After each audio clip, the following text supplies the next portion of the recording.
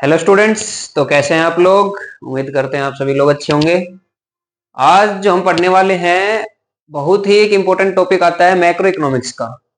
ये कैरी करता है 6 मार्क्स और इस टॉपिक का नाम है गवर्नमेंट बजट। बहुत ही इजी चैप्टर है, आपको पॉइंट टू पॉइंट क्वेश्चंस आएंगे एग्जाम में इसके। ऑब्जेक्टिव्स ऑफ गवर्नमेंट बजट या फिर कंपोनेंट ऑफ गवर्नमेंट बजट या budget receipt, tax revenue, non tax revenue, बहुत सारे टॉपिक्स आएंगे इसमें। तो इनमें आपको पॉइंट टू पॉइंट क्वेश्चन आएगा, केस स्टडी टाइप में भी क्वेश्चन आ सकता है इसका। तो आपको हर तरीके से प्रिपेयर करना है और कोशिश करेंगे कि आप सभी लोगों को समझ में आए। तो चलिए शुरू करते हैं। देखिए, गवर्नमेंट बजट होता क्या है, सबसे पहले तो हम ये समझते हैं। सबसे पहले गवर्नमेंट बजट छोड़िए, बजट क्या होता है जो हम अपने नॉर्मल फैमिली फ्रेंड्स जो हम अपने बनाते हैं। बजट का मतलब क्या होता है, हम एस्टिमेट करते हैं कि हमारा इतना खर्चा आएगा और हमारी इतनी इनकम है। तो कितनी इनकम है और कितना खर्चा है, इन सबका एस्टिमेशन होता है एक बजट। और हम कितना खर्च कर सकते हैं अपना monthly, annually, semi annually, quarterly, जो भी है। तो जो देखिए, सबसे पहली बात आती है बजट। बजट क्या होता है, एक एनुअल स्टेटमेंट होती है। बजट अकाउंट नहीं होता है, बजट क्या होता है, एक एनुअल स्टेटमेंट होती है जो एस्टिमेशन किस चीज का, रिसिप्ट का और पेमेंट का, एक्सपेंडिचर का और रिसिप्ट का। तो गवर्नमेंट बजट क्या होता है, जब गवर्नमेंट अपना रिसिप्ट और पेमेंट के लिए एक बजट बनाती है, एक स्टेटमेंट बनाती है, एनुअल स्टेटमेंट। तो गवर्नमेंट बजट क्या होता है, एक एनुअल स्टेटमेंट होती है। क्या होती है, एक एनुअल स्टेटमेंट। गवर्नमेंट बजट एक एनुअल स्टेटमेंट होती है जो शो करती है आपको दो चीजें, एस्टिमेटेड, और यहाँ पे वर्ड यहाँ ध्यान रखिए, एस्टिमेटेड। हम अंदाजा लगाते हैं, हम एक्चुअल नहीं बोलते हैं। बजट हमेशा फ्यूचर के लिए बनाया जाता है, कभी पास्ट के लिए नहीं बनाया जाता है। तो हम यहाँ पे लिखते हैं estimated, estimated receipt and estimated expenditure.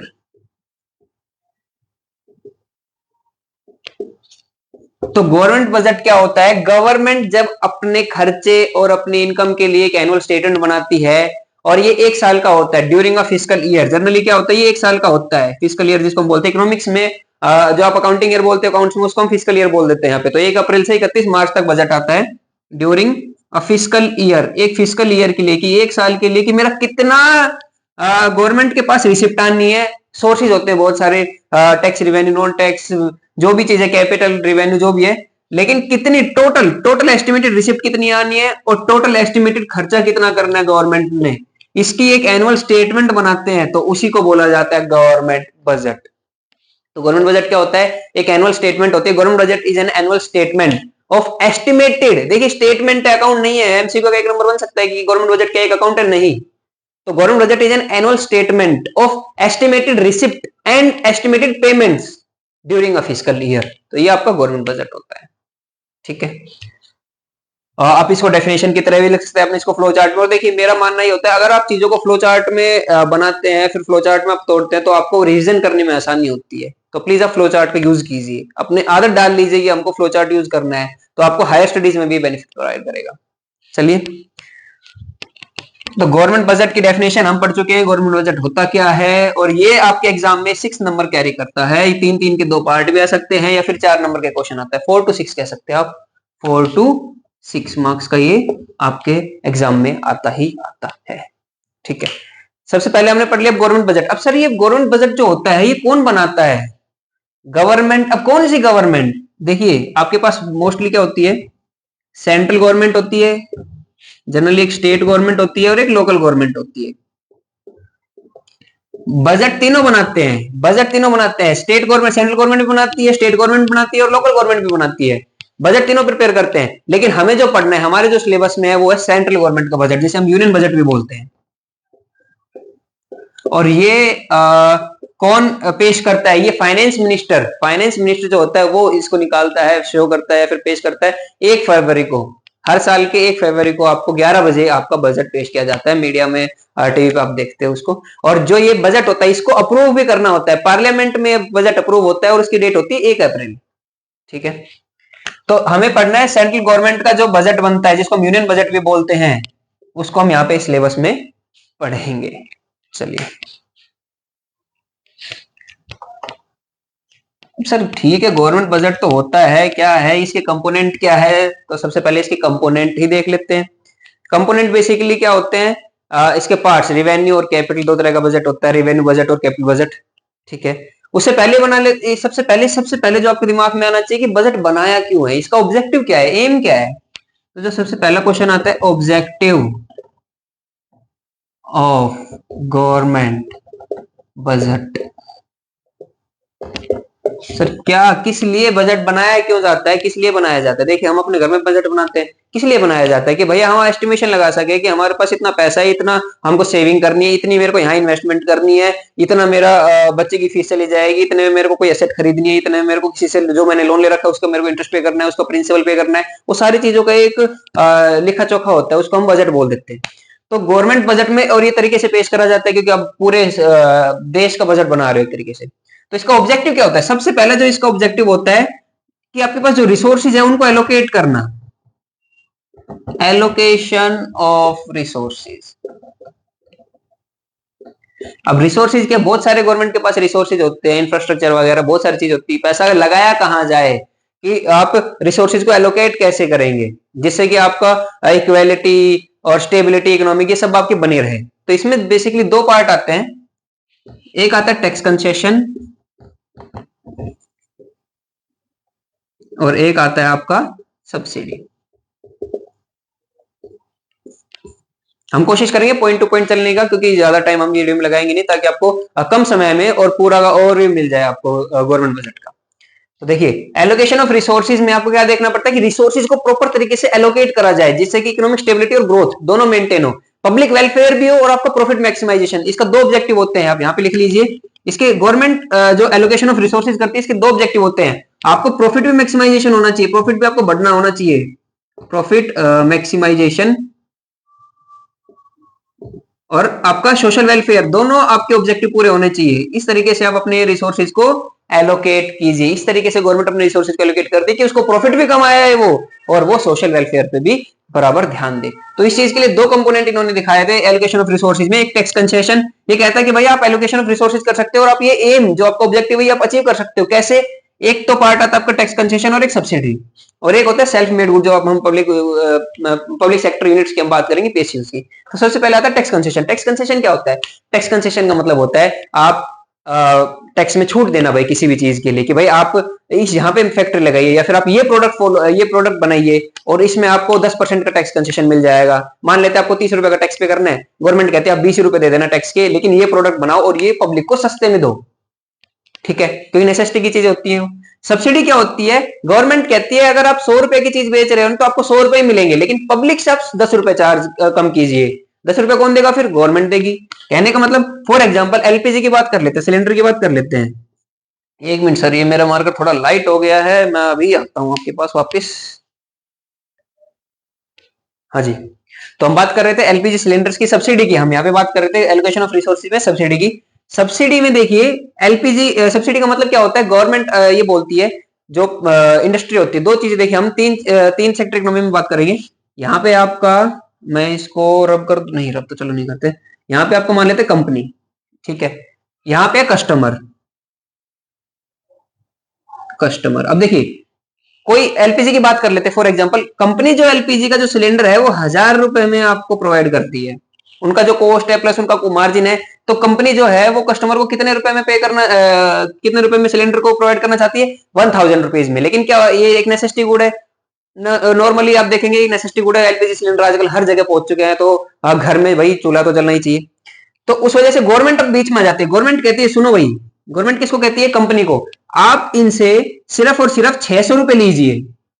अब कंपनी कहेगी यार 1000 रुपए का सिलेंडर है, 600 या 700 तो मेरी लागत है, 200-300 मेरा प्रॉफिट है, मैं प्रॉफिट को तो जाने नहीं दूंगा, फिर मैं बनाऊंगा ही क्यों, मेरा काम ही क्या है फिर बनाने का, अगर मैं पैसे नहीं कमा सकता। तो गवर्नमेंट कहती है भाई शांत रहो, ऐसा सुनो, 1000 रुपए मिलेंगे आपको, लेकिन आप 600 लीजिए कस्टमर से जो नॉर्मल पब्लिक है, और जो बाकी के आपके जो 400 बच जाता है ना, वो 400 मैं दूंगा। गवर्नमेंट कहती है बात कि हम आपके अकाउंट में ट्रांसफर कर देंगे 400 रुपए, 400, और आप कस्टमर से 600 लीजिए, हो गया आपका 1000 रुपए। कंपनी कहते हैं ठीक है मेरे को कोई दिक्कत नहीं सर। तो इसी चीज को जो 400 रुपए को आप कस्टमर को 400 रुपए कम देने मिले हैं, उसको सिलेंडर मिल गया, पहले 1000 मिल रहा था, 600 मिल रहा है, तो उसको 400 रुपए कम देने पड़ रहे हैं। इसी 400 रुपए को बोलते हैं हम यहाँ पे सब्सिडी, जब गवर्नमेंट किसी चीज का प्राइस आपके लिए, कस्टमर के लिए डाउन कर देता है और कंपनी को डायरेक्टली पेमेंट करता है।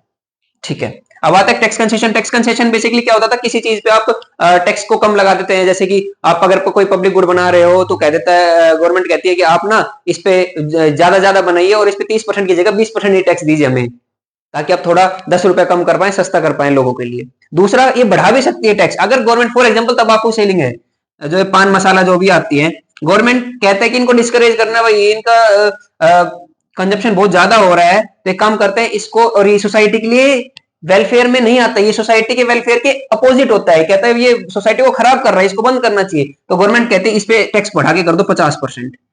पहले टैक्स कितना था 30%, अब कितना परसेंट बढ़ गया 20%, यानी कि 20 रुपए। फॉर एग्जाम्पल अगर 100 रुपए की चीज है तो 20 रुपए आपको ज्यादा देने पड़ेंगे पान खरीदने वाले को। तो इससे क्या होगा, डिस्करेज होगा, क्योंकि उसके पास पैसा नहीं होगा तो वो देगा कहां से, और जब वो परचेज ही नहीं करेगा तो फिर कंपनियां बनाएंगी भी कहां से। तो इसी चीज में क्या करता है टैक्स, अब डिस्करेज करने के लिए टैक्स को किसी चीज पे टैक्स बढ़ा देता है ताकि उसकी कंजप्शन कम हो, और किसी चीज की कंजप्शन बढ़ानी है तो उस पर टैक्स लो कर देता है, तो इसको टैक्स कंसेशन बोलते हैं। ठीक है, अब ये देखिए दो पार्ट की तो कंपनी बीच में आ जाती है। कई बार क्या होता है कंपनी बीच, इसमें भी पान मसाला कंपनी बीच में आएगी और इसमें भी।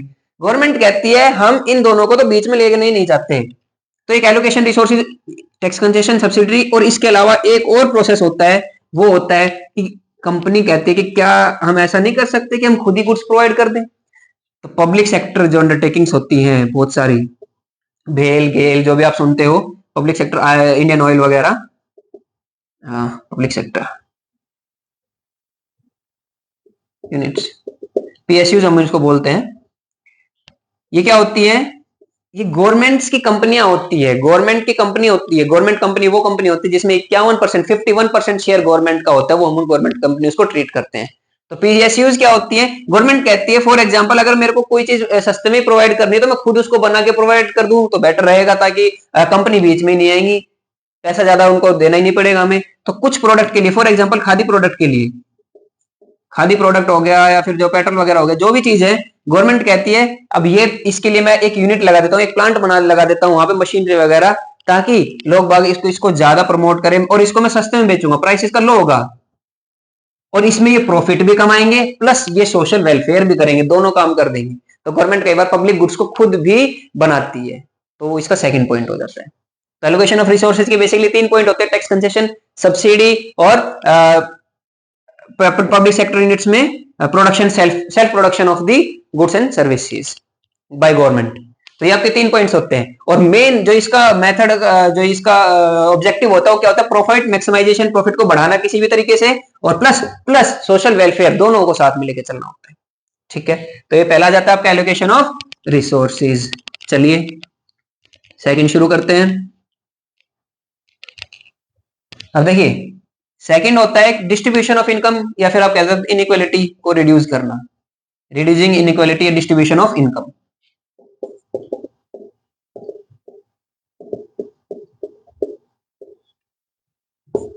ये क्या होता है, देखिए आपका जो टैक्स लगाने के जो स्लैब रेट होती है, स्लैब रेट क्या होती है सबसे पहले ये समझिए। आप अगर कोई व्यक्ति इंडिया में रह के, डोमेस्टिक टेरिटरी में रह के कोई इनकम कमा रहा है तो वो टैक्सेबल है, वो टैक्सेबल है। उसके लिए आप, गवर्नमेंट ने बता रखा है, यदि फॉर एग्जांपल मैं एग्जांपल ले लेता हूं कि अगर आप 3 लाख रुपए कमाते हैं, 0 से 3 लाख कमाते हैं तो आपको कुछ भी टैक्स नहीं पे करना, नील टैक्स रेट। अगर आप 3 से 5 कमाते हैं तो आपको 10%, फॉर एग्जाम्पल ले रहा हूं मैं, 10% आपको टैक्स देना होगा। फिर आप 5 से 10 कमाते हैं तो आपको 20% देना होगा।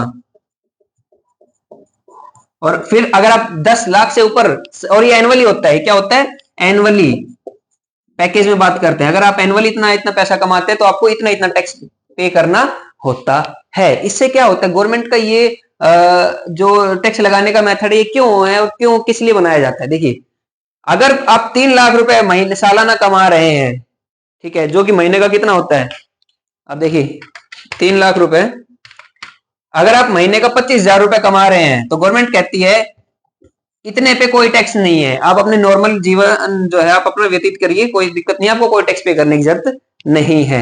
लेकिन मान लेते हैं आप 3 लाख से 25,000 से अगर सालाना आप ऊपर कमाते हैं तो आपको टैक्स पे करना पड़ेगा। रिबेट वगैरह होती है, वो मैं टैक्स अभी आपको पढ़ा नहीं रहा, रिबेट वगैरह भी होती है, इसमें रिबेट लग जाती है तो कोई बात नहीं।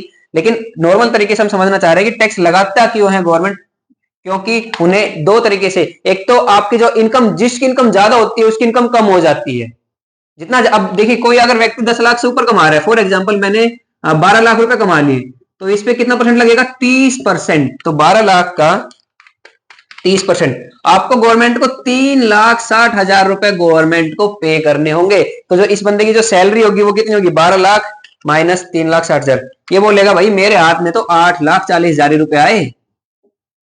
तो इसकी देखिए, इसकी जो इनकम ज्यादा थी, इसकी इनकम कम हो गई।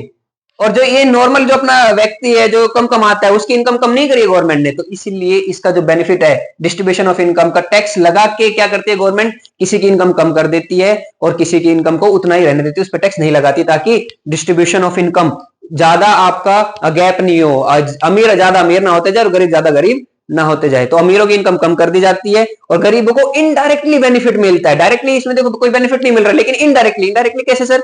जो ये पैसा गवर्नमेंट ने कलेक्ट कराया है 3,60,000 रुपए का, क्या गवर्नमेंट अपने जेब में रखेंगे? नहीं, गवर्नमेंट इनको आपके राशन पानी के लिए देती है, आपके इंफ्रास्ट्रक्चर के लिए देती है। जो गवर्नमेंट के पास टैक्स का पैसा आता है, गवर्नमेंट उसको इनडायरेक्टली आपको बेनिफिट प्रोवाइड करती है, रोड वगैरह बना के, इंफ्रास्ट्रक्चर करके, या फिर फॉर एग्जाम्पल स्कीम लेके आती है बड़ी बड़ी, या सब्सिडी देना होता है। सब्सिडी का पैसा कहां से आता है भाई? जो गवर्नमेंट के पास ट्रेजर में होता है, और वो यहां से आता है। ठीक है, तो इससे क्या होता है? डिस्ट्रीब्यूशन ऑफ इनकम से इनइक्वालिटी रिड्यूस होती है, reduce inequality, inequality in income. कैसे? टैक्स लग के। किसी की अगर ज्यादा है तो कम हो जाएगी और किसी की कम है तो उतनी रहेगी, लेकिन उसको इनडायरेक्टली बेनिफिट मिलेगा। चलिए ठीक है, तो सेकंड समझ में आता है। थर्ड हम इसका पॉइंट आता है, फर्स्ट हो गया एजुकेशन, सेकंड हो गया reducing inequality in income and wealth. Third आता है आपका इनकम इकोनॉमिक स्टेबिलिटी। अरे ये रुको जाओ भाई, हाँ अरे भाई माइक ऑन है ना। हुआ क्या था कि पिछली बार मैंने 50 या 55 मिनट की पूरी वीडियो बना दी, एक सब्जेक्ट आपका एक टॉपिक मैंने पूरा कर दिया, और बाद में पता लगा कि माइक तो बंद है भाई, दोबारा मेरे को बनानी पड़ी, इसीलिए मैं बार बार माइक चेक कर रहा हूं। चलिए, 2 हो गया ऑब्जेक्टिव।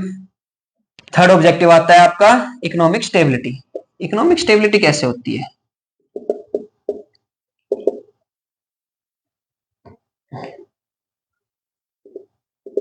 देखिए, स्टेबिलिटी का मीनिंग क्या होता है? स्टेबिलिटी का मतलब फ्लक्चुएशन ज्यादा ना होना। यहां से कोई चीज स्टार्ट हुई, एकदम से ऊपर चली गई, फिर एकदम से यहाँ पे, फिर एकदम से नीचे आ गई, ये होती है फ्लक्चुएशंस। ये क्या होती है? फ्लक्चुएशंस। फ्लक्चुएशन का मतलब क्या होता है? चेंजेस, एकदम से ऊपर चले जाना या फिर एकदम से नीचे आ जाना। तो इसमें गवर्नमेंट हेल्प करती है। गवर्नमेंट क्या करती है? गवर्नमेंट बजट क्या करता है? हेल्प करता है इसको स्टेबल रखने के लिए, कि किसी चीज का प्राइस एकदम से इतना ना बढ़ जाए कि उसको पब्लिक खरीद ना पाए, या फिर एकदम से इतना कम ना हो जाए कि सारी पब्लिक उसको खरीद ले। अगर सारी पब्लिक खरीद लेगी तो सप्लाई बढ़ेगी, सप्लाई यानी कि रिसोर्सेज ज्यादा, और रिसोर्सेज ज्यादा यूज होंगे तो हमारा सस्टेनेबल डेवलपमेंट का टॉपिक फिर वहां पे दिक्कत करेगा। चलिए, तो ये इकोनॉमिक स्टेबिलिटी का मतलब क्या होता है? गवर्नमेंट क्या कहती है, देखो भाई, किसी चीज का प्राइस इतना ज्यादा ना बढ़ जाए या इतना कम ना हो जाए, इसका कौन ध्यान रखता है? गवर्नमेंट। फॉर एग्जाम्पल पेट्रोल का ले लेते हैं, एकदम से अगर पेट्रोल का प्राइस मान लेते हैं 20-25 रुपए बढ़ जाए, तो भाई पब्लिक तो प्रोटेस्ट करने लग जाएगी, समझिए। या फिर एकदम से कम हो जाए तो भाई कितनी ज्यादा भीड़ पेट्रोल पंप पे लग जाएगी कि भाई हमें तो, लोग बाग तो कैन भी लेके आ जाएंगे। तो इस चीज को रिड्यूस करने के लिए क्या करते हैं? गवर्नमेंट ध्यान रखती है इकोनॉमिक स्टेबिलिटी को मेंटेन करने के लिए। और वो कैसे मेंटेन करने के लिए? फॉर एग्जाम्पल मैं इसका फॉरेक्स का इसमें टॉपिक आपका लिंक कर सकता हूं। मैं, अगर आपको थोड़ा बहुत समझ में आया, फिर आपने थोड़ा बहुत फॉरेक्स पढ़ रखा है, तो इस पे चीज पे ध्यान दीजिए। अगर $1 60 का आ रहा था, अब ये मैं फिक्स की बात नहीं कर रहा, फ्लक्चुएटिंग फ्लेक्सिबल रेट की मैं बात कर रहा हूं। फ्लेक्सिबल रेट में क्या होता था? मार्केट फोर्सेस, डिमांड और सप्लाई आपके रेट को फिक्स करते थे, और एकदम से डिमांड मान लेते डॉलर की बढ़ गई। अब डॉलर की डिमांड बढ़ गई यानी कि डॉलर की डिमांड ज्यादा है, यानी कि डॉलर मजबूत हो रहा है, स्ट्रॉन्ग हो रहा है, तो हमारी करेंसी क्या हो जाएगी? वीक हो जाएगी। तो अगर कोई बंदा 60 रुपए दे के $1 खरीद रहा था, तो उसको ज्यादा पे करना पड़ेगा। और मान लेते हैं फॉर एग्जाम्पल ये हो जाता है 90।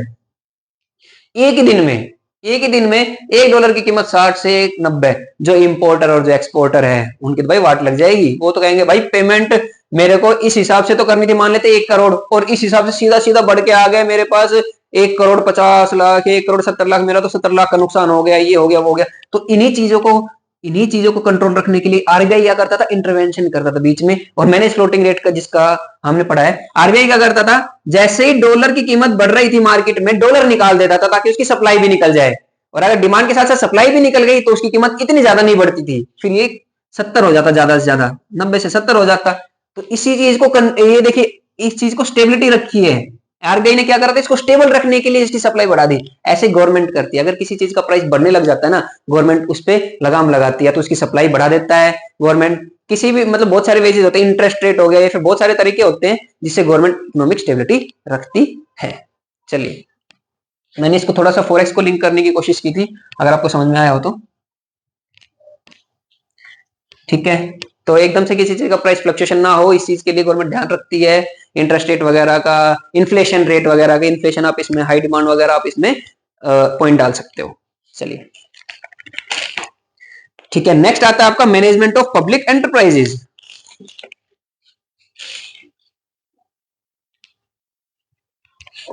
मैंने अभी जब आप एलोकेशन ऑफ रिसोर्सेज जब मैं समझा रहा था, मैंने वहां पे पब्लिक सेक्टर यूनिट्स का जिक्र किया था, उन्हीं को यहाँ पे बोला गया management of the public enterprises.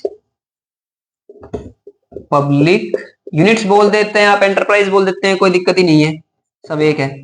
समझिए होता क्या है ये, जो कंपनी, मैं बताता हूं आपको, एंटरप्राइजेज, एंटरप्राइज मतलब जो कंपनी होती है, कंपनी फर्म जो भी होती है, जो फर्म या कंपनी, बेसिकली कंपनी, फर्म तो नहीं, कंपनी जिसमें गवर्नमेंट का शेयर अगर 51% या उससे अधिक, 51% और मोर अगर है तो ये गवर्नमेंट कंपनी होगी, और अगर 49% तक भी है तो नहीं। यानी कि कंट्रोल, भाई कंट्रोल क्या मतलब, समझा नहीं सर।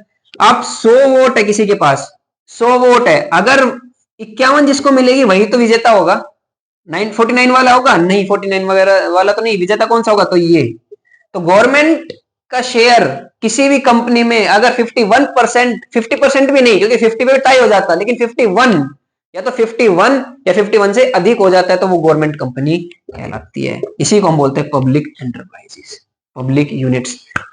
जो आपकी ये इंडियन ऑयल वगैरह है, ये सब एक तो होते हैं प्योर, प्योर का मतलब होता है 100% आपका गवर्नमेंट का शेयर है। एक होता है सब्सिडरी, जिनको हम बोलते हैं सब्सिडरी और पेरेंट कंपनी, उनमें 51% चल रहा है। तो मोस्टली जैसे आपका ये यूनियन बैंक है, मैं कल ही देख रहा था, यूनियन बैंक में आपके जो है 83% कुछ करके आपका समथिंग 83% आपका गवर्नमेंट का शेयर है। तो देखिए 51 से ज्यादा है तो गवर्नमेंट का शेयर, तो ये क्या है, गवर्नमेंट बैंक, फिर गवर्नमेंट बैंक में आ जाता है यूनियन बैंक। तो ऐसे किसी भी कंपनी में, और ये सारी क्या है, पब्लिक एंटरप्राइज होती है। तो किसी भी कंपनी में अगर 51% से अधिक किसी चीज का गवर्नमेंट का शेयर है तो वो हमें government company of public enterprises कहलाता है। और 49 तक है तो नहीं, 51 होना चाहिए, कंट्रोल आना चाहिए, इसको बोलते हैं कंट्रोल आना। कोई डिसीजन लेना है तो वोटिंग होगी, वोटिंग होगी तो कौन जीतेगा, जिसके पास 51 वोट आएंगी। तो अगर गवर्नमेंट के पास ऑलरेडी 51 है तो विजेता गवर्नमेंट ही है, तो इसीलिए गवर्नमेंट कंपनी कहलाती है। अब इनकी मैनेजमेंट, अब इनकी मैनेजमेंट कैसे, कि भैया कितने पैसे, बजट क्या करता है, बजट एलोकेशन ऑफ रिसोर्सेज है। अब पैसे देता है भाई किस किस सेक्टर को कहां कहां कितना कितना बांटना है। अब मान लेते हैं इसकी कोई एग्रीकल्चर कंपनी है, फॉर एग्जांपल गवर्नमेंट की कोई एक एग्रीकल्चर कंपनी है, गवर्नमेंट कंपनी मैं बता चुका हूं। अब मान लेते एबीसी, कोई एबीसी लिमिटेड नाम की कोई कंपनी है जिसमें गवर्नमेंट का शेयर है 65%, तो गवर्नमेंट की कंपनी हो गई है। अब गवर्नमेंट की कंपनी है और ये एग्रीकल्चर कंपनी है, क्या है ये, एग्रीकल्चर कंपनी। अब बजट में पैसे एलोकेशन होते हैं कि भाई इसमें इतना 1000 करोड़ दिया जाएगा, प्रायोरिटी सेक्टर बनाया था, बहुत सारे प्रायोरिटी सेक्टर बनाए जाते हैं कि भैया एग्रीकल्चर हो गया, डिफेंस हो गया, या फिर हम इस बार इंफ्रास्ट्रक्चर में रखना चाहते हैं पैसा। तो अलग अलग बजट में अलग अलग चीजों पे फोकस करा जाता है। अब मान लेते हैं इस बजट में एग्रीकल्चर पे फोकस कर दिया, एग्रीकल्चर में फॉर एग्जांपल कहते हैं कि 2000 करोड़ रुपए हम एलोकेशन कर रहे हैं किसमें, एग्रीकल्चर में। तो जो एग्रीकल्चर की जो पब्लिक सेक्टर एंटरप्राइजेज होंगी उनको पैसा मिलेगा, वो अपना रिसोर्सेज बढ़ा पाएंगे, वो अपने, मैं कहता हूं प्लांट और लगा पाएंगे, वो बेटर अवेयरनेस करा पाएंगे। तो फंड, भाई हर चीज में पैसा, फंड चाहिए होता है, बेटर अवेयरनेस हो पाएगी, बेटर हायरिंग हो पाएगी, रिक्रूटमेंट बढ़ पाएंगे। तो इन सब चीजों पे क्या होता है, इन्हीं को बोलते हैं management, management of public enterprises, कि आपको कैसे मैनेज करना है। और इनका प्रॉफिट और लॉस भी होता है। भैया कंपनी है, कंपनी काम करेगी, या तो प्रॉफिट होगा या लॉस होगा, या फिर ब्रेक इवन पॉइंट होगा। ब्रेक इवन पॉइंट कौन सा होता है, जहां पे नो प्रॉफिट नो लॉस। तो प्रॉफिट, और इसको पब्लिक एंटरप्राइजेज है तो कंपनी चाहेंगे तो पैसा कमाना ही। तो अगर कितना प्रॉफिट हो रहा है, कितना लॉस हो रहा है, अगर लॉस हो रहा है तो फिर गवर्नमेंट कहेगी लॉस हो रहा है तो इसको बेच दो, डिसइन्वेस्टमेंट। लेकिन अगर प्रॉफिट कमा रही है तो बेटर है, हमको पैसा मिलेगा। इंडियन ऑयल वगैरह, आईओसीएल, इनकी मैं बात कर रहा हूँ। तो जैसे एग्रीकल्चर कंपनी है, इसको 2000 करोड़ का है, इसको मैनेज कैसे करेंगे, ये सारा का सारा बजट में आपका लिखा जाता है। ठीक है, तो जाता है management of public sector enterprises, कि इनका जो प्रॉफिट होता है या फिर जो उनका लॉस होता है उनको कैसे मेंटेन करें, और कैसे उनको, अगर लॉस है तो रिड्यूस कैसे कर सकते हैं, और प्रॉफिट है तो कैसे बढ़ा सकते हैं। यह आ जाता है आपका मैनेजमेंट ऑफ पब्लिक एंटरप्राइजेज। चलिए नेक्स्ट आता है, नेक्स्ट ऑब्जेक्टिव आपका पब्लिक एंटरप्राइजेज हो गया, और उसके बाद आता है इकोनॉमिक ग्रोथ। अब इकोनॉमिक ग्रोथ कैसे होता है? देखिए इकोनॉमिक कौन सा नंबर चल रहा है भाई, ये पता नहीं, चलिए नंबर को छोड़ देते हैं, हम अपना टॉपिक देखते जाएंगे और एक्सप्लेनेशन करते जाएंगे यहाँ पे। अरे भैया कहाँ गया, यही था, ये रहा इकोनॉमिक ग्रोथ। अब देखिए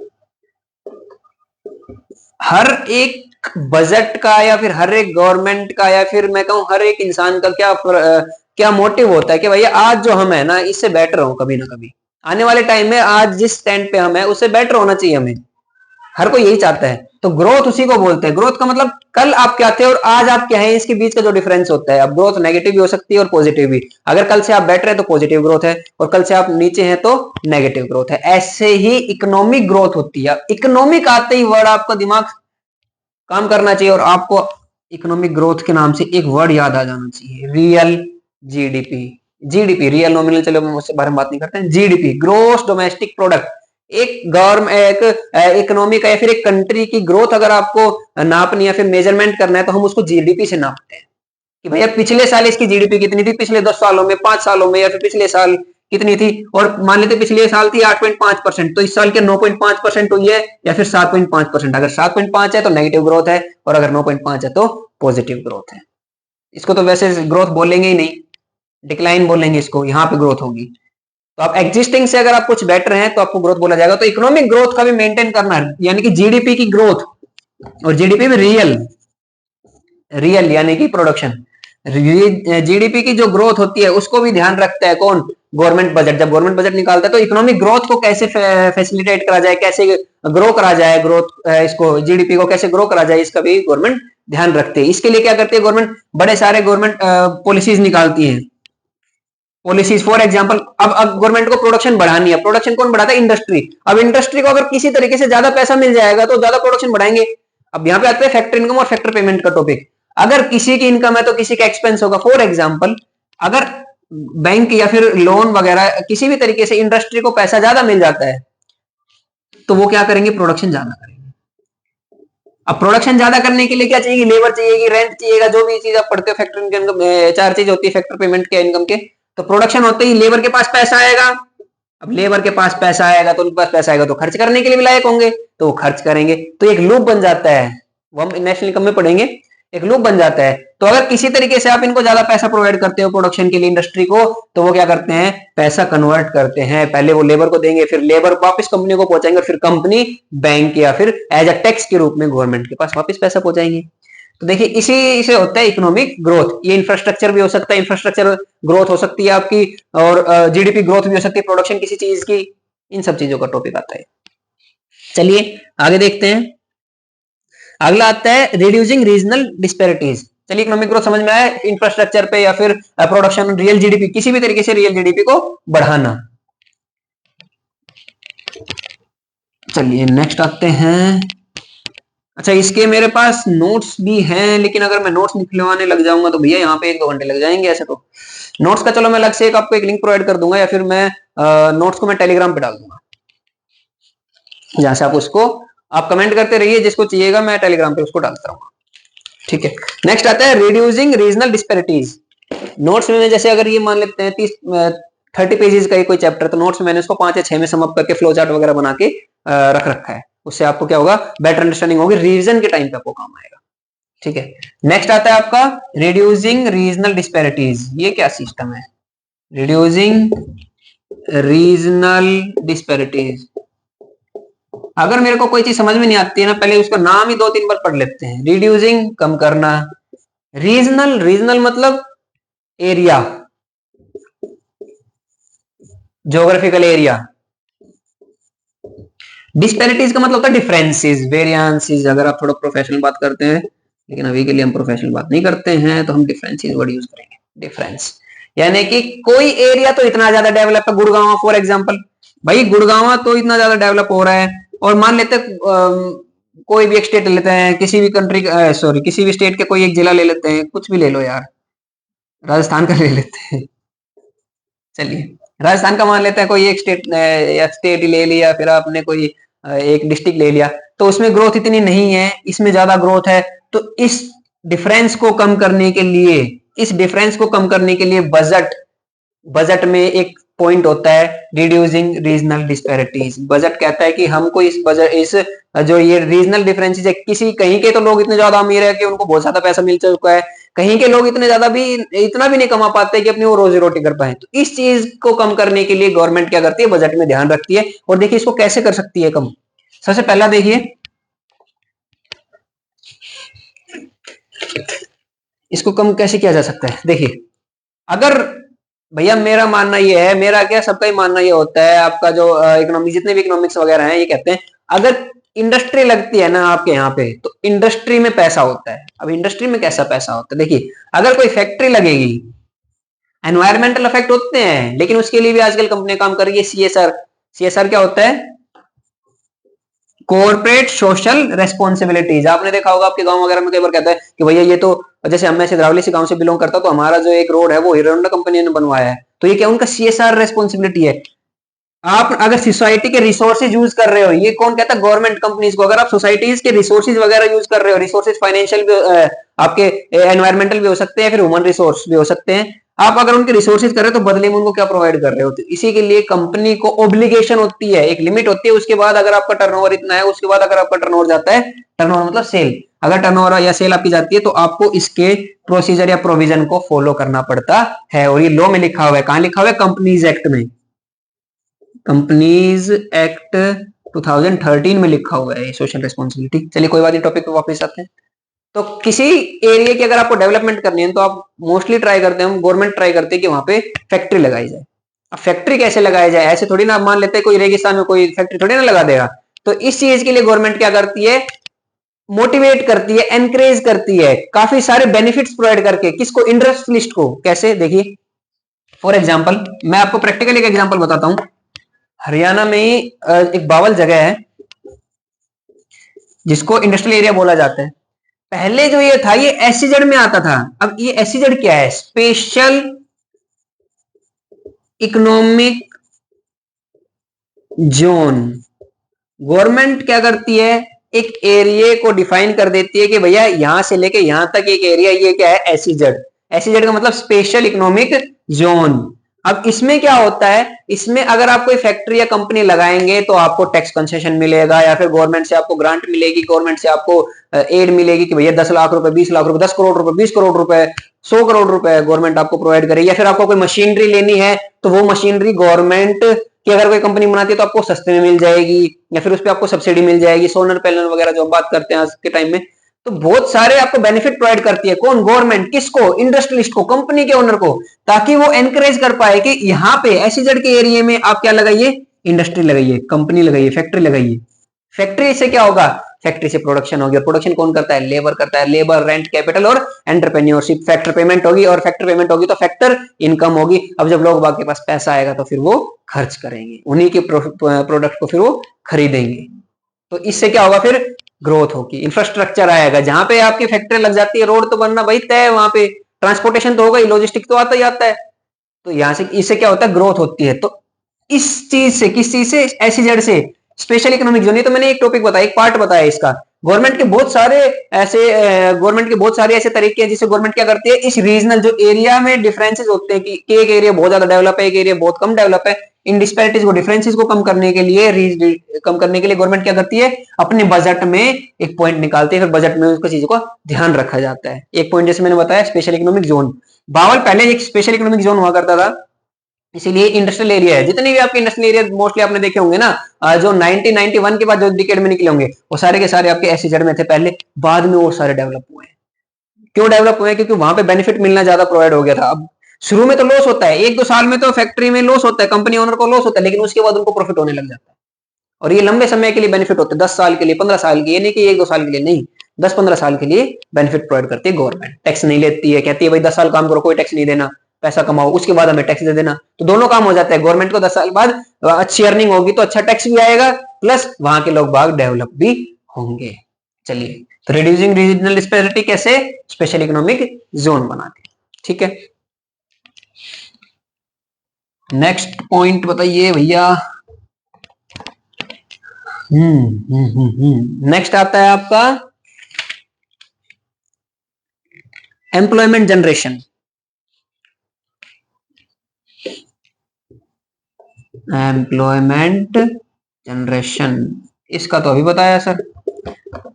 अगर कहीं पे फैक्ट्री लगेंगी, डेवलपमेंट होगी, इंफ्रास्ट्रक्चर आएगा, भैया रोड बनाने में भी तो लेबर चाहिए, मशीन चाहिए, रोड रोलर जो भी चाहिए, मशीन वो जो भी रिसोर्सेज चाहिए, उन सब चीज के लिए क्या होगा, पेमेंट होगी, और पेमेंट होगी तो क्या चाहिए उसके लिए, एम्प्लॉयमेंट, लेबर वगैरह जनरेशन होगा आपका, सिविल इंजीनियर हायर करे जाएंगे, बहुत सारी चीजें होती है। तो मैंने खाली एक इंफ्रास्ट्रक्चर का बताया। तो अगर आपके एम्प्लॉयमेंट को जनरेट कैसे करा जाए, गवर्नमेंट वैकेंसीज वगैरह निकलती है, जो भी चीजें, ये सारा बजट में होता है कि भाई इस साल हमें एम्प्लॉयमेंट पे ज्यादा फोकस करना है या फिर इंफ्रास्ट्रक्चर पे ज्यादा फोकस करना है, जिससे कि आपकी एम्प्लॉयमेंट जनरेशन भी हो। फॉर एग्जाम्पल बावल का एग्जाम्पल ले रहे थे, वहीं का ले लेते हैं। पहले के लोग यहाँ पे मान लेते हैं एग्रीकल्चर करते थे। अब सबसे पहले तो यहाँ की जो जमीन थी उसका रेट बढ़ गया भाई। कैसे बढ़ गया, कंपनी वाले आए, बोले 1 करोड़ में किले का रेट है भाई। अब उन्होंने सोचा यार 1 करोड़ रुपए उन्होंने कभी देखे ना, कभी सुने नहीं। वो कहता है ले जाओ भाई ले जाओ। मान लेते हैं 15 एकड़ कोई जमीन खरीद ली और इस पे फैक्ट्री लगा दी। अब फैक्ट्री बनाने में भी लेबर चाहिए होगी, तो अब लेबर कहां से, अब दूर से लेबर लेके आएंगे तो कॉस्ट एफिशिएंट नहीं होगा, वो कॉस्ट ज्यादा लग जाएगी उस चीज की, तो लेबर भी यहीं से चाहिएगी। सप्लाई, जो यहाँ के लोकल वेंडर थे, सीमेंट वाले जो भी हो गए, उनकी सेल बढ़ गई, सीमेंट हो गया या फिर ठेकेदार हो गया, जो भी हो गया, उनकी भाई उनकी सर्विसेज या प्रोडक्शन बढ़ गई। अब इनको पास पैसा आ गया, अब फैक्ट्री वगैरह बन गई तो काम करने के लिए लोग आग चाहिए, तो यहाँ के लोगों को एम्प्लॉयमेंट जनरेशन हुआ, रोजगार मिला। तो जहां पे इंडस्ट्री आती है वहां पे डेवलपमेंट होती है। चलिए, ये टॉपिक था आपका ऑब्जेक्टिव ऑफ गवर्नमेंट बजट। मैंने सारा जो आपके टॉपिक सारे पॉइंट कवर करने की कोशिश की है। नेक्स्ट आता है आपका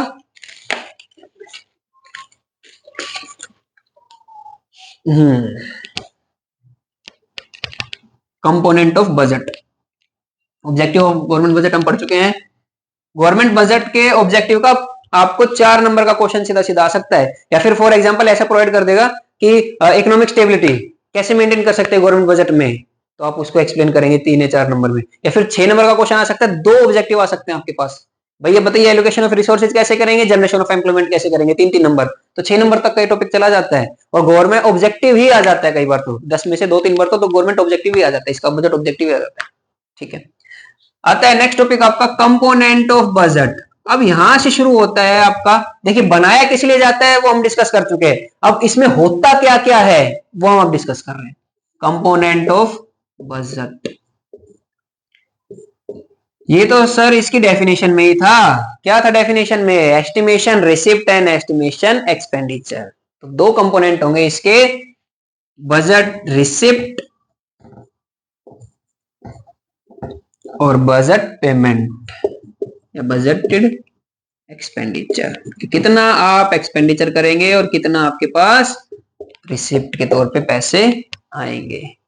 अब इनमें भी 2 चीजें, अब देखिए कंपोनेंट पढ़ रहे हैं हम बजट के, दो कंपोनेंट होते हैं, बजट रिसिप्ट और बजट पेमेंट या फिर बजट एक्सपेंडिचर। इसके भी 2 होते हैं, रिवेन्यू रिसिप्ट और कैपिटल रिसिप्ट। 2 तरह की रिसिप्ट होती है, और ऐसे ही 2 तरह का एक्सपेंडिचर होता है, कैपिटल एक्सपेंडिचर और रिवेन्यू एक्सपेंडिचर। इसको लिख लेते हैं, कैपिटल रिसिप्ट और रिवेन्यू रिसिप्ट।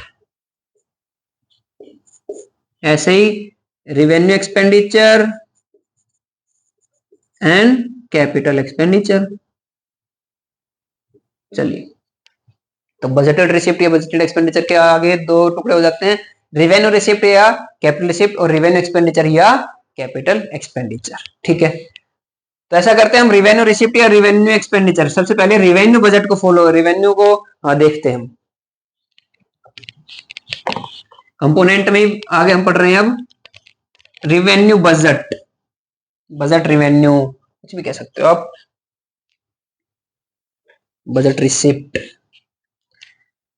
चलिए बजट रिसिप्ट को देख लेते हैं, बजट रिसिप्ट। अब देखिए इसके 2 पार्ट बताए थे, एक बताया था रिवेन्यू रिसिप्ट और एक बताया था कैपिटल रिसिप्ट। ये यहाँ पे मैं एक डेफिनेशन बोल रहा हूं, अगर आपको समझ में आती है तो revenue receipt, capital receipt, revenue expenditure, capital expenditure, सारी चीजों का सॉल्यूशन है इसमें। क्या, अगर अगर रेवेन्यू रिसिप्ट की बात कर लेते हैं, कैपिटल रिसिप्ट की बात कर लेते हैं। कोई ऐसी रिसिप्ट है, if there is an receipt, आपके पास कोई पैसा आया है और उससे ऑल्ट्रेशन चेंजेस नहीं हुए हैं, किसमें? लायबिलिटीज में और असेट में। किसके में? गवर्नमेंट के में। तो वो क्या है? रिवेन्यू। अगर कोई चेंजेस नहीं आए हैं, no alteration in asset and liabilities of government, तो वो रिवेन्यू कहलाएगा। अगर कोई रिसिप्ट हो या पेमेंट हो, अगर उससे पेमेंट या रिसिप्ट से कोई चेंजेस आए हैं, किसमें? गवर्नमेंट के एसेट एंड लायबिलिटीज में, तो वो आपके कैपिटल कहलाएंगे। तो आप इसको दिमाग में डाल लीजिए इस चीज को कि अगर alteration in capital, alteration in asset and liability है तो capital, there is no alteration in capital asset liability, तो वो रिवेन्यू। ठीक है, तो हम बात करते हैं रिवेन्यू रिसिप्ट की। अब देखिए पैसा आया है, तो आप यहां पे बात करेंगे। अब पैसा कैसे आ सकता है? या तो मैं कोई चीज बेचूं, सेल आउट करूं, या फिर मैं लोन लूं। दो तरीके से पैसा आ सकता है भाई, या तो आप कमाएं या फिर आप लोन ले। कमाएंगे कैसे? किसी चीज को बेच के, सेल आउट करके, प्रोडक्शन करके। आप लोन कैसे ले सकते हैं? किसी से उधार ले सकते हैं, बोरिंग कर सकते हैं। तो अगर रिसिप्ट है, रेवेन्यू रिसिप्ट कौन से होते हैं? रेवेन्यू रिसिप्ट में there is no alteration, no changes in asset and liabilities. कोई चेंज नहीं होना, ना तो असेट बढ़नी है, ना तो असेट कम होनी है, ना लायबिलिटी बढ़नी है। No alteration. अब इसमें देखिए ये इंक्रीज और डिक्रीज कैसे लिख रहा हूं मैं यहाँ पे, इस पे भी ध्यान दीजिए, कई बार बच्चे इसमें कंफ्यूज होता है। रेवेन्यू रिसिप्ट, पैसा आ रहा है, पैसा आ रहा है, या तो मैं असेट सेल आउट कर रहा हूँ तो डिक्रीज हो रही होगी असेट, या फिर मैंने लायबिलिटी ली होगी तो लोन इंक्रीज हो रहा होगा। तो आपकी यहां से डेफिनेशन बनती है। देखिए बड़े ही आसान तरीके से मैंने डेफिनेशन बना दी है। Revenue receipt are those receipt, revenue receipt are those receipt which does not make alteration in asset and liabilities or decrease in asset and increase in liability. There is no decrease in asset and increase in liability. There is no decrease in asset and increase in liability. तो वो कौन सी receipt है? Revenue receipt है। और इसी का just opposite अगर आप कह देते हो कि there is an decrease in asset या फिर इंक्रीज इन लायबिलिटी, तो कौन सी लायबिलिटी, जो कौन सी रिसिप्ट हो जाएगी? वो कैपिटल रिसिप्ट हो जाएगी। ठीक है, ओके, तो आप इसको नोट डाउन भी कर सकते हैं। तो रेवेन्यू रिसिप्ट क्या हुआ? जिससे ना तो आपकी एसेट डिक्रीज हो, ना आपकी लायबिलिटी इंक्रीज हो। और कैपिटल, कैपिटल में आपका या तो एसेट डिक्रीज होगी या फिर लायबिलिटी इंक्रीज, इनमें से एक ना एक चीज होनी ही होनी है, ऑल्ट्रेशन चेंज इनमें आने ही आने हैं। तो वो क्या होगी? Capital receipt. इनके रिसोर्सेज सोर्सेज होते हैं बहुत सारे, वो पढ़ेंगे हम। तो अब सबसे पहले पढ़ लेते हैं रेवेन्यू रिसिप्ट। नेक्स्ट हम टॉपिक स्टार्ट करते हैं। यहाँ पे मेन हेडिंग उठा लेते हैं रेवेन्यू रिसिप्ट। चार हेडिंग हो जाती है, revenue receipt, capital receipt, revenue payment या रेवेन्यू एक्सपेंडिचर और कैपिटल एक्सपेंडिचर। चार चीजें हो जाती हैं, एक एक चीज को उठाते हैं। सबसे पहले रेवेन्यू रिसिप्ट। रेवेन्यू रिसिप्ट अभी बताया, no changes in asset and liability, no, ना तो कोई आपकी डिक्रीज इन असेट हो रहा है, ना फिर आपकी इंक्रीज इन लायबिलिटी, कुछ नहीं हो रहा है इससे। तो अब ये दो तरह की होती हैं, एक तो होता है टैक्स रिवेन्यू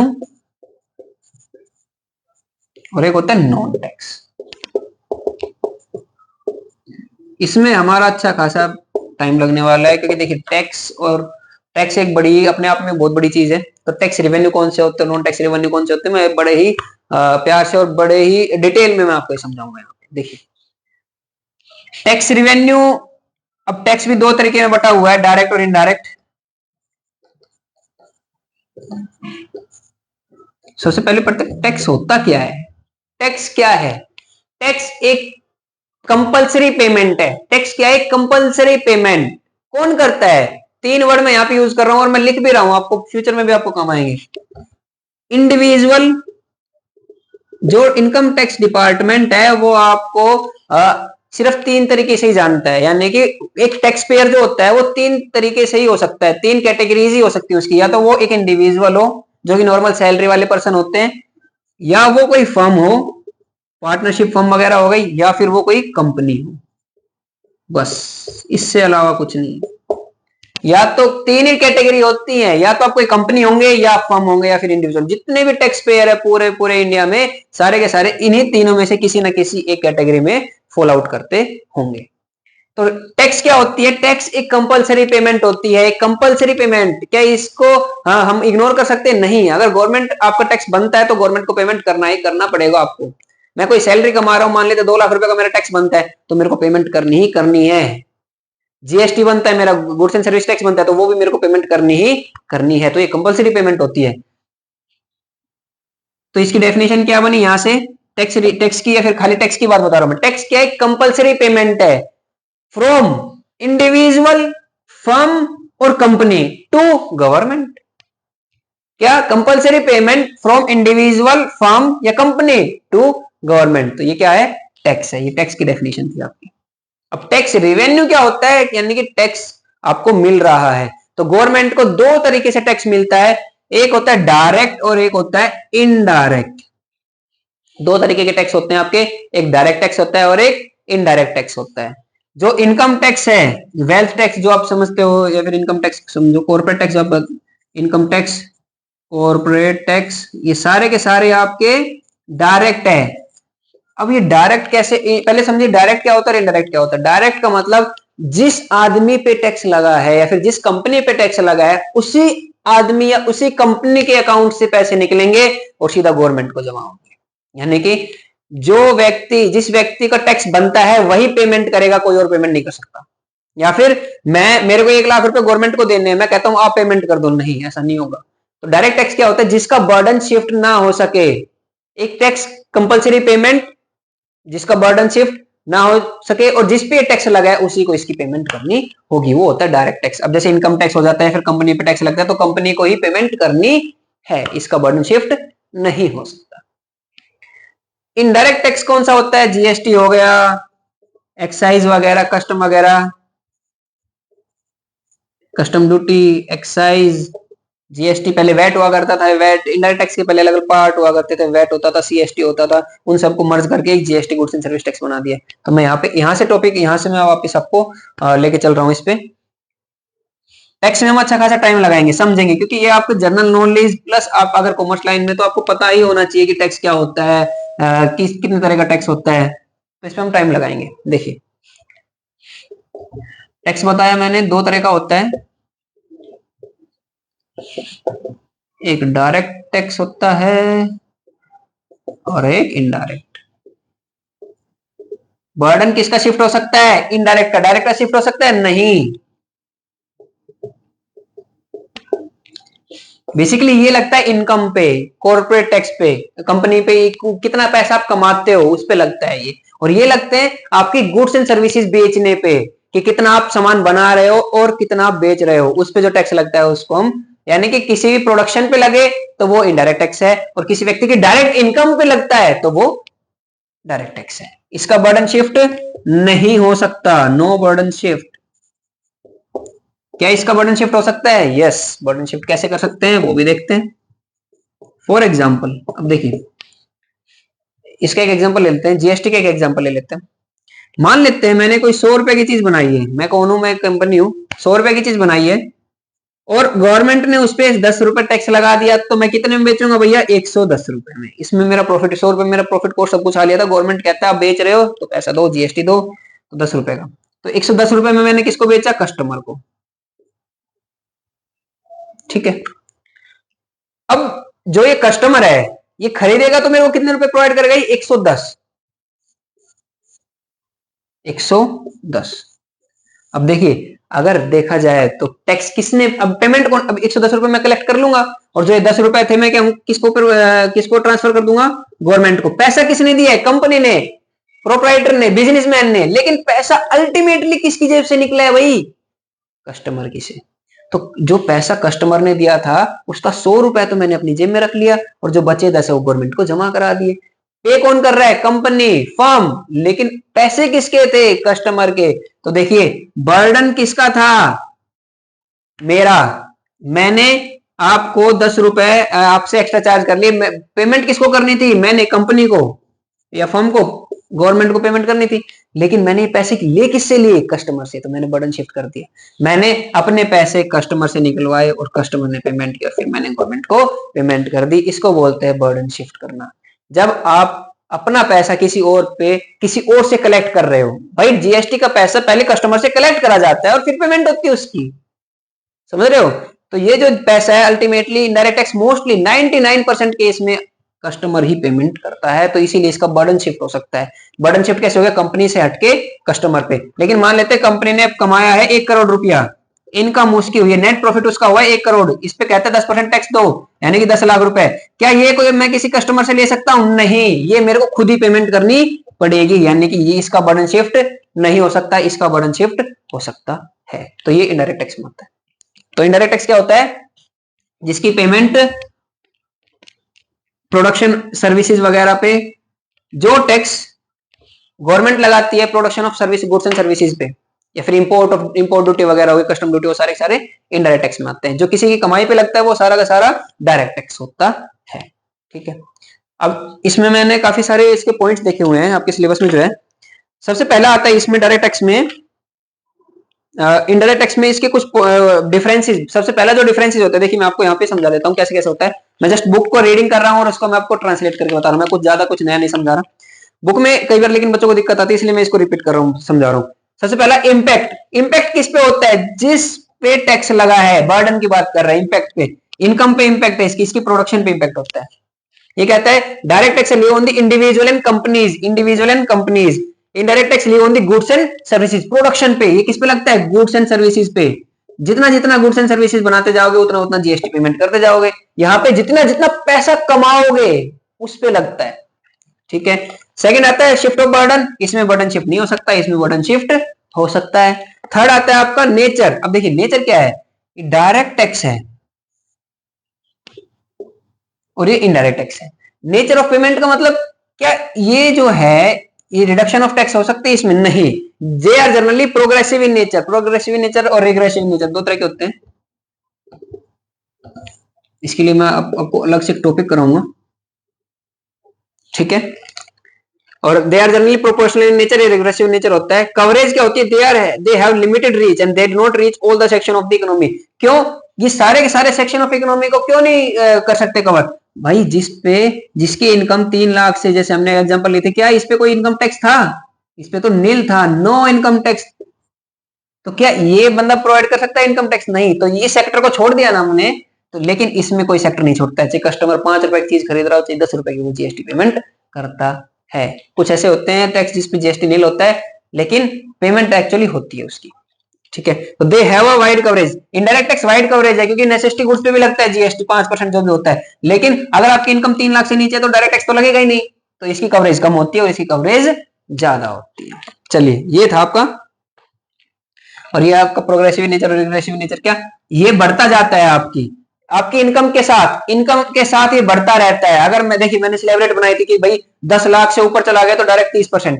ये क्या कहता है? ये प्रोपोर्शनल बेसिस होता है, रेगुलेशन होता है, प्रोपोर्शनल बेसिस होता है। यानी कि आप चाहे 1 पैकेट खरीदे चाहे 10 पैकेट खरीदे, उस 1 पैकेट की कीमत में मान लेते 5 रुपए की कोई पार्ले जी का बिस्किट है, इसमें 1 रुपए का आपका इनडायरेक्ट टैक्स है, तो ये एक ही रहेगा। 1 पैकेट के हिसाब से 1 ही रहेगा, और अगर 10 पैकेट के हिसाब से 10 रहेगा ये। तो जितना आप खरीदते जाओगे उतना बढ़ता जाएगा। लेकिन ये प्रोपोर्शनल बेसिस होता है, 50%, 20%, 30%। ये आपका जितनी जितनी आपकी इनकम बढ़ती जाती है आपका टैक्स भी बढ़ता जाता है। चलिए, ये था आपका इनडायरेक्ट टैक्स और इसका मैं कहूँ तो डिफरेंस।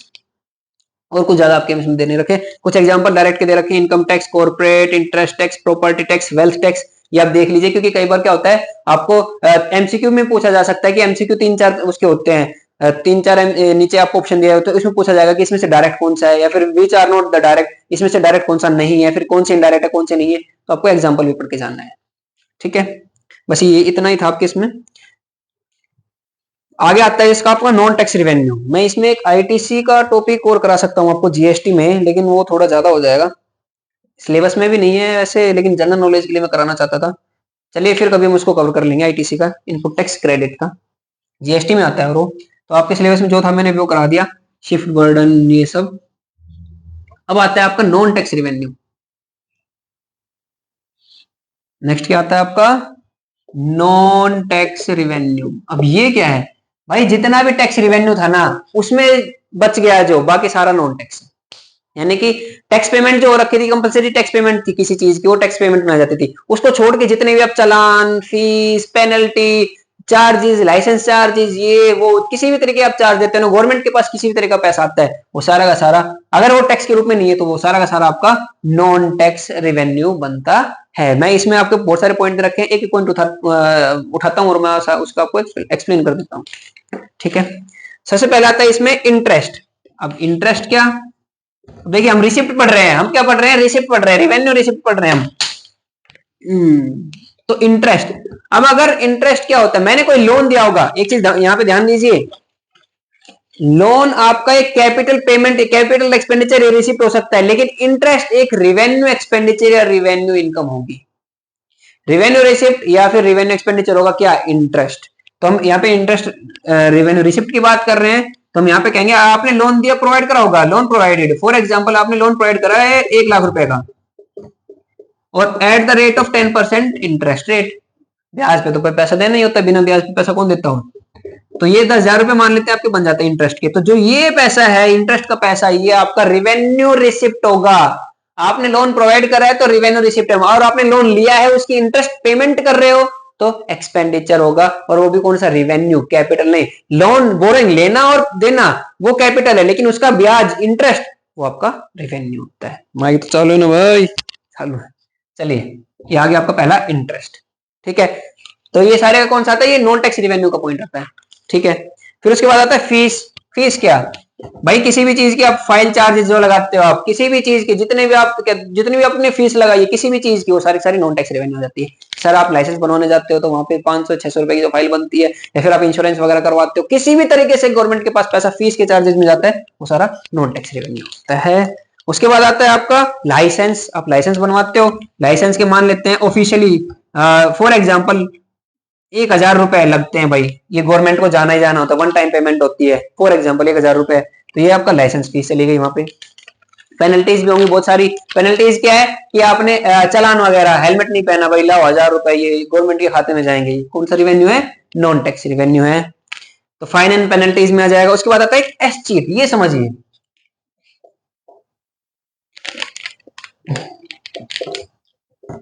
ये क्या होता है।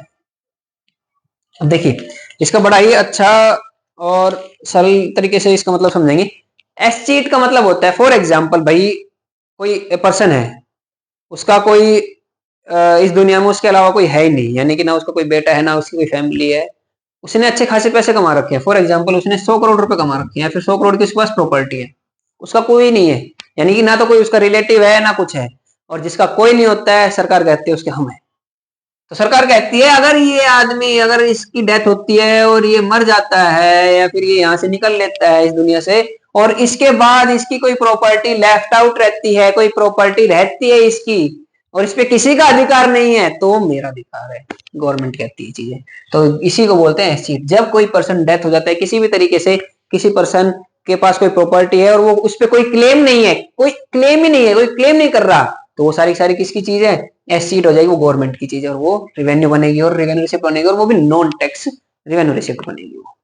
ठीक है, तो अगर कोई अनक्लेमेबल कोई आपके पास प्रॉपर्टी होती है, तो उस पे हक किसका होता है, गवर्नमेंट का। अगर आपके घर के नीचे, फॉर एग्जाम्पल अगर आपके घर के नीचे 20 फीट नीचे भाई 100 करोड़ का सोना भी निकल गया ना, तो वो आपका नहीं है, वो सरकार का है। ठीक है, चलिए इन सब चीजों को एस्टीट बोलते हैं। अनक्लेमेबल जो जिसका कोई क्लेम ही नहीं होता है। Gift and grant, gift and grant भी होती है। अब ये देखिए दो तरह का होता है, समझिए। गिफ्ट क्या होता है, गिफ्ट वो चीज होती है कि बदले में भाई कोई चीज प्रोवाइड नहीं करनी आपको, यानी कि कोई ऑब्लिगेशन नहीं होती है आपको, इन रिटर्न कोई आपको पेमेंट नहीं करनी, वो गिफ्ट और ग्रांट में आ जाता है। तो ये सारी क्या है, सर ये कैपिटल रिसिप्ट है, नहीं कैपिटल रिसिप्ट क्यों नहीं है, क्या इससे मेरी कोई असेट रिड्यूस या फिर मेरी कई लायबिलिटी इंक्रीज हुई है, नहीं। गिफ्ट क्या होता है, एक एड होती है, एक पेमेंट होती है जो दूसरा बंदा मेरे को करता है, unilateral transfer, one sided payment होती है वो मेरे को रिटर्न में कुछ एक्सपेक्ट नहीं कर रहा है मेरे से कि भैया मैं भी रिटर्न में उसको कोई गिफ्ट दूं, नहीं। वो मान लेते हैं फॉर एग्जांपल किसी कंट्री से कोई मेरे को पेमेंट आई है, इंडियन गवर्नमेंट को पेमेंट मिली है 100 करोड़ रुपए की, और वो एज अ गिफ्ट है, तो वो कैपिटल रिसिप्ट नहीं होगी। कैपिटल रिसिप्ट यानी वो होती है जो आपकी असेट या लायबिलिटी को इफेक्ट करे, इसमें तो असेट लायबिलिटी को इफेक्ट होगा ही नहीं, समझिए इस चीज को। तो ये कहता है गिफ्ट और ग्रांट क्या है, जो पैसा आपको मिला है और आपको इन रिटर्न कुछ वापस पेमेंट ही नहीं करनी है, तो वो यूनिलैटरल ट्रांसफर है, और वो आएगा नॉन टैक्स रिवेन्यू में। चलिए नेक्स्ट आता है आपका फोर फीचर। फोर फीचर क्या होता है, आप अगर 12th क्लास के बच्चे हैं तो आपको पता होगा, आप share company share of accounting का जो आप अकाउंटिंग करते हैं शेयर की, उसमें आपने पढ़ा रखा होगा forfeiture share. Forfeiture of share मतलब आप जब्त कर लेते हैं कोई पैसा पेमेंट। आप फॉर एग्जांपल मैं ऐसा करता हूं, मैंने कोई स्कूटी ली, भाई ये स्कूटी ली है 1 लाख रुपए की। अब 1 लाख रुपए में से मैंने ईएमआई पे बनवा ली थी भाई, ये 1 लाख में से मैं 50,000 की तो पेमेंट कर चुका था, और उसके बाद मैं हो गया दिवालिया, इंसॉल्वेंट, मेरे पास पैसे नहीं है भाई। स्कूटी वाले आए, जो फाइनेंसर थे जो आए, बोले भैया पैसे दो। मैं कहा यार नहीं है, स्कूटी उठाई और चले गए। मैंने कहा यार स्कूटी तो ले जा रहे हो ठीक है, जो 50,000 रुपए जो मैंने दे रखे हैं वो तो वापस कर दो। उन्होंने हाँ कुछ नहीं मिलेगा। वो बोलेंगे देखो जो 50,000 रुपए दे रखे थे ना वो जब्त हो चुके हैं, वो फोरफिट हो चुके हैं, वो वापस नहीं मिलेंगे। तो ऐसे ही गवर्नमेंट को अगर इसी तरीके से कोई पैसा मिलता है तो वो नॉन टैक्स रेवेन्यू में आता है, फॉरफीचर में आता है। ठीक है, चलिए ये था आपका रेवेन्यू रिसिप्ट। दो तरह की होती है, एक आपका टैक्स रिवेन्यू, एक नॉन टैक्स रिवेन्यू, दोनों मैंने यहाँ पे कराने की कोशिश की है आपको। नेक्स्ट आता है आपका टॉपिक इसमें कैपिटल रिसिप्ट। चलिए